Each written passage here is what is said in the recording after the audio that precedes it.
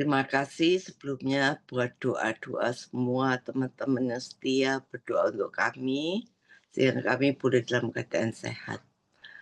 Pada pagi hari di Amerika dan sore hari di Indonesia, kita akan belajar satu tema yaitu perhatikan neraca hidupmu. Saudara, hidup ini adalah realita yang harus kita hadapi.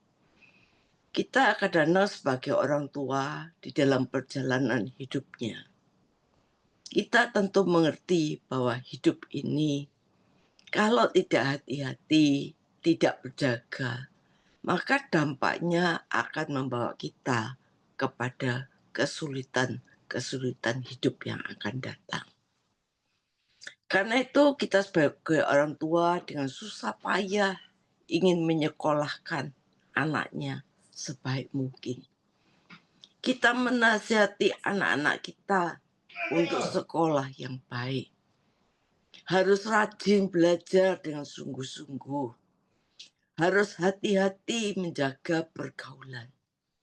Anak-anak ini dinasihati untuk belajar demi masa depan. Kalau anak tidak memiliki satu keahlian dalam hidup, maka akan susah hidupnya dan akan dipermalukan. Saudara, tetapi kadang-kadang anak-anak ini tidak mau mengerti. Mereka kadang-kadang anggap enteng, anggap sepele nasihat orang tua. Mereka lebih memilih hidup dengan sesuka hatinya. Tetapi saya percaya bahwa anak-anak kita, anak-anak yang penurut. Karena orang tua mengalami dan tahu kalau menyia-nyiakan kesempatan pada masa muda, nanti di hari tuanya itu akan menuai sesuatu yang pahit. Dan banyak anak-anak yang tidak mau mendengar nasihat orang tua. Sehingga ketika mereka sudah tua, mereka terpenjara di dalam kebodohan, kemiskinan. Mereka tidak bisa keluar dari keadaan itu, sulit cari pekerjaan. Tetapi apapun yang terjadi di bumi ini masih bersifat temporal atau sementara. Dan masih ada kemungkinan jalan keluar. Karena di bumi bila ada uang, semuanya bisa diselesaikan. Demikian juga Bapak di surga memberikan satu pengajaran pada kita, menekankan kita, memberitahu kepada kita lewat firman-Nya. Dan Roh Kudus yang menyertai kita, yang ada di dalam kita, pasti menunjukkan jalan apa yang harus kita tempuh.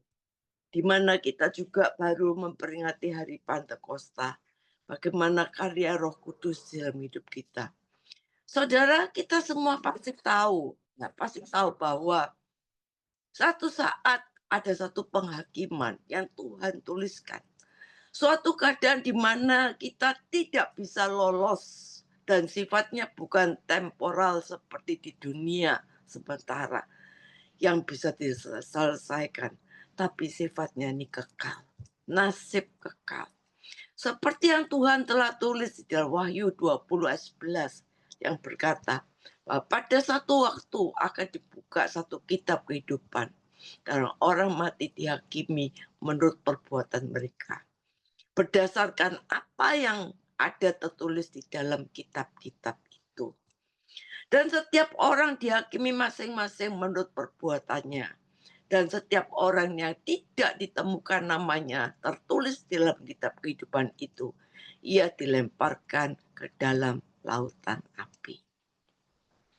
Saudara, apa yang disampaikan di dalam Wahyu ini bukan satu dongeng, ini bukan satu fantasi, tapi ini realita yang akan dihadapi setiap orang. Saya dan saudara akan sama-sama menghadap dalam takhta pengadilan Tuhan.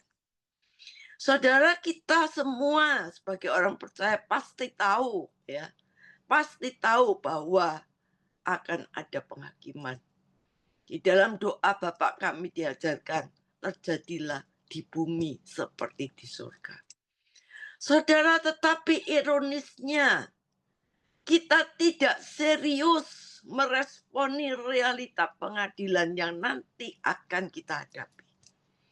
Hampir semua orang tahu, terutama orang beragama, bahwa setiap orang akan hadap takhta Allah. Tetapi betapa mengerikan kalau seseorang sudah ada di hadapan takhta pengadilan Allah. Sebab yang dihadapi itu adalah bukan sementara, bukan temporal. Tetapi itu nasib kekal, keadaan kekal yang hari ini hampir orang menganggap sepele. Hampir semua orang menganggap remeh, tidak serius untuk memperhatikan itu. Saudara, apapun kegagalan yang dialami seseorang di dunia ini, itu masih bukan sesuatu yang dahsyat. Kegagalan apapun yang kita hadapi, persoalan apapun yang kita hadapi, sedahsyat-dahsyatnya, sehebat-hebatnya, masih bisa ditanggulangi dan pasti akan berakhir karena kita punya Tuhan yang sanggup menyelesaikan yang tidak mungkin menjadi mungkin. Tetapi kalau seseorang namanya sudah tidak tertulis dalam kitab kehidupan, dilempar ke dalam lautan api, itu terpisah dari hadirat Allah untuk selama-lamanya. Dan ingin sangat mengerikan, saudara. Sangat mengerikan, tetapi ironisnya, sekali lagi banyak orang terkesan bahwa untuk ke surga itu tidak terlalu sulit. Dikesankan kalau orang sudah ke gereja, mengaku Tuhan Yesus sebagai Tuhan dan Juru Selamat, pasti masuk surga. Saudara, pada satu hari saya datang di acara penghiburan orang meninggal. Saya tahu orangnya, saya kenal juga orangnya. Ya. Dan saya baru berjumpa dengan orang itu satu hari sebelumnya, bercakap-cakap dengan dia, kita bilang saling sapa, kita dalam keadaan sehat. Tetapi karena dia tidak kuat imannya, dengan beban hutang yang dipikulnya demikian banyak, sehingga akhirnya dia mengakhiri hidupnya dengan caranya sendiri. Saudara, sehingga pada waktu ada di tempat ruang penghiburan, saya mendengarkan bagaimana seorang pendeta yang begitu mudah mengatakan, saya percaya bahwa almarhum sekarang sudah ada di sorga di sisi Tuhan. Karena rumah abadi yang Tuhan sediakan sudah dipersiapkan, sudah selesai. Saudara, satu hal yang menjadi pikiran saya sempat berpikir, apakah kekristenan itu begini? Saya teringat dalam 2 Korintus 5 ayat 9, yang Paulus berkata, sebab itu juga kami berusaha, termasuk Paulus, baik kami di dalam tubuh ini maupun kami diam di luarnya, supaya kami berkenan kepadanya. Paulus menghendaki supaya kita ini hidupnya berkenan kepadanya. Dan ayat 10 dia berkata, sebab apa kita harus berkenan kepadanya? Sebab kita harus menghadap takhta pengadilan Kristus, supaya setiap orang memperoleh apa yang patut diterimanya, sesuai dengan yang dilakukan dalam hidupnya ini, baik yang baik maupun yang jahat. Saudara, ada neraca kehidupan yang pasti, yang nanti harus dipertanggungjawabkan di hadapan Allah. Jadi sebenarnya hidup ini tidak gratis, saudara.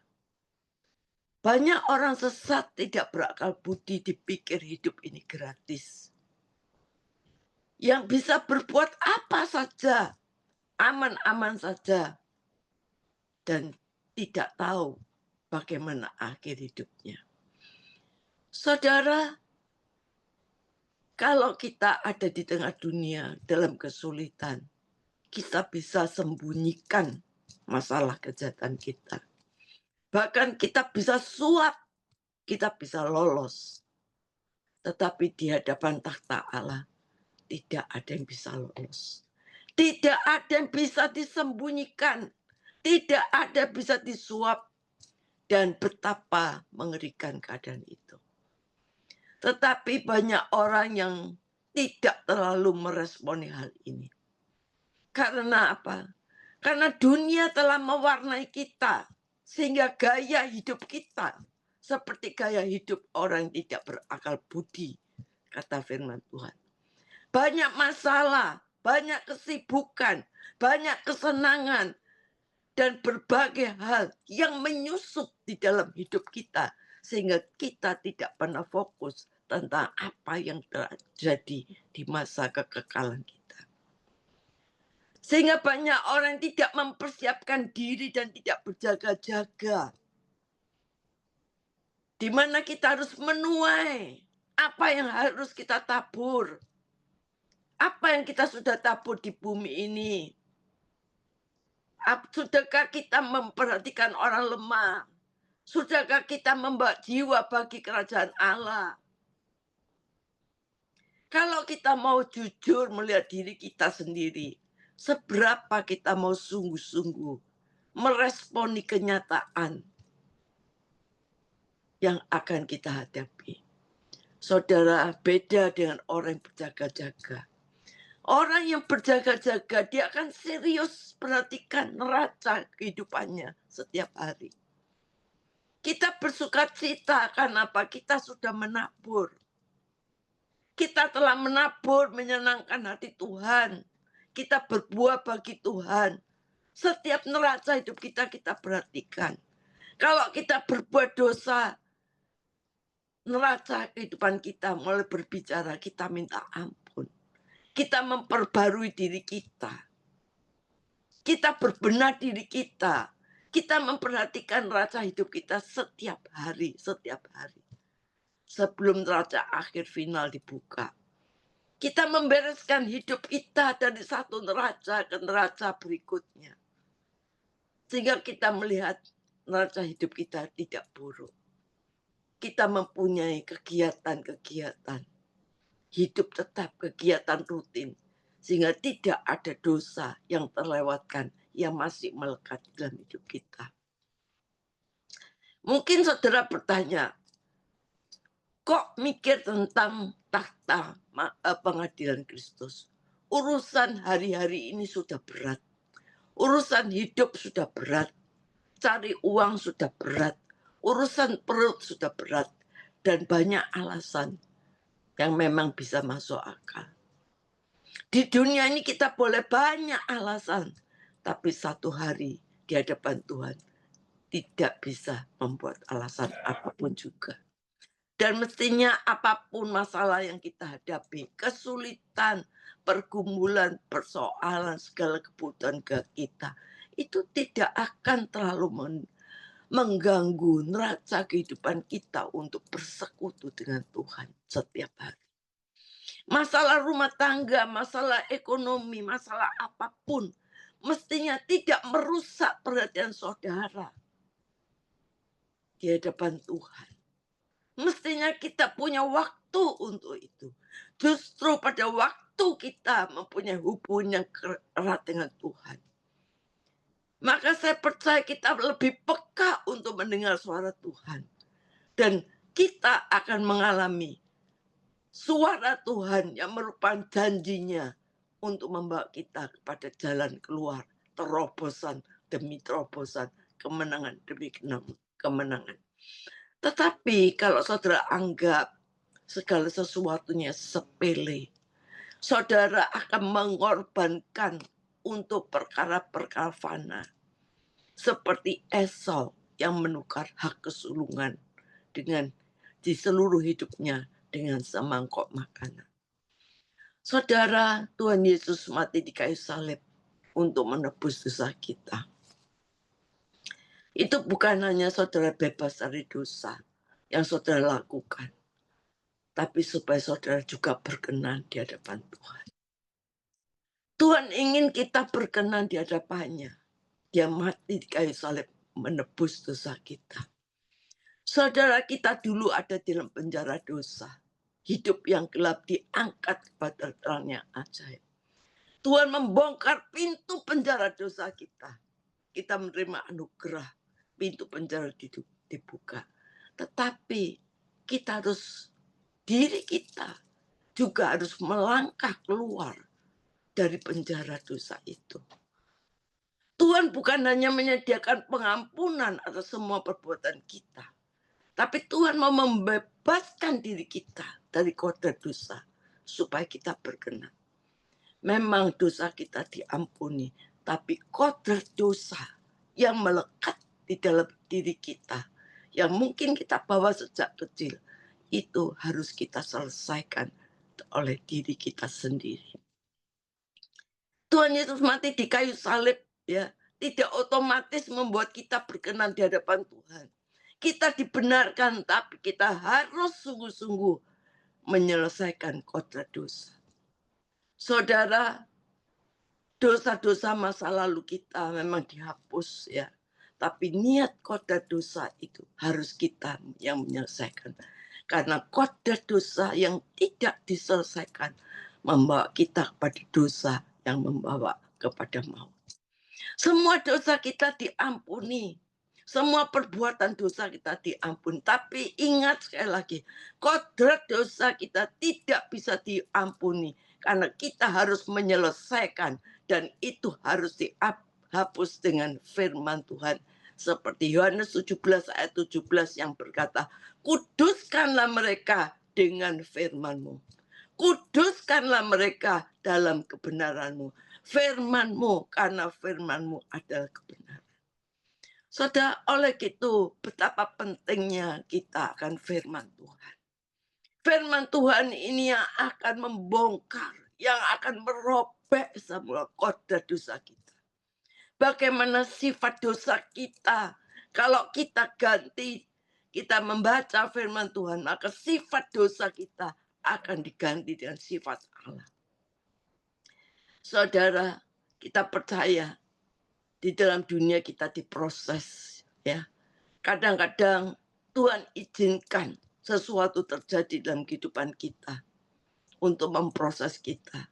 Saudara, untuk apa? Untuk mengikis semua kodrat-kodrat dosa yang ada di dalam diri kita dan diganti menjadi sifat-sifat Allah.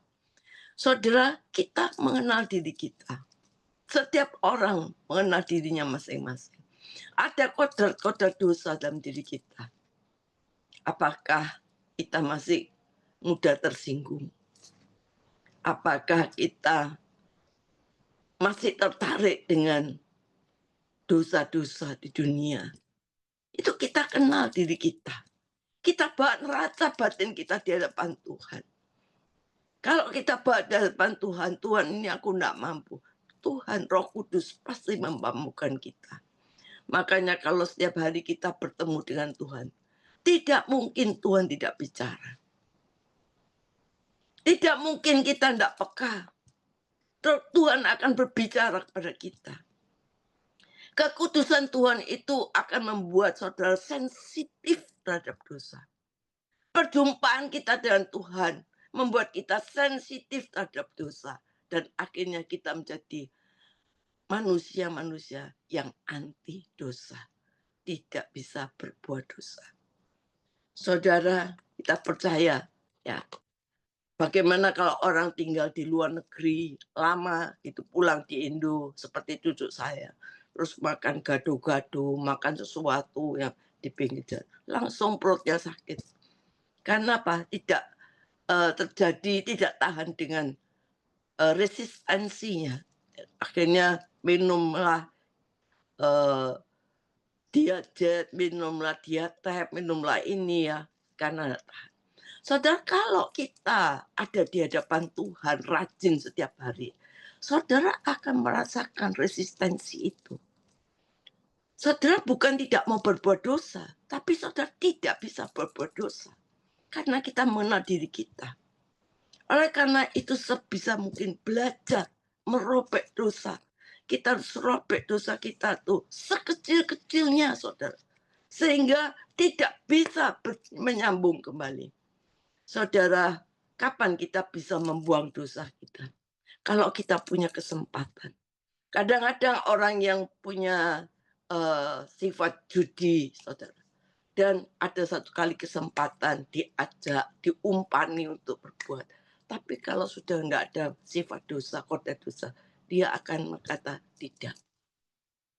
Saudara, kita tahu bahwa kadang-kadang kita punya kelemahan, punya kesempatan berzina antara ada pria atau wanita, tempat di mana orang tidak melihat, sering kumpul, pernah ketemu, ya, enggak ada orang tahu, ada kesempatan untuk menidurinya, ya, untuk berbuat zina.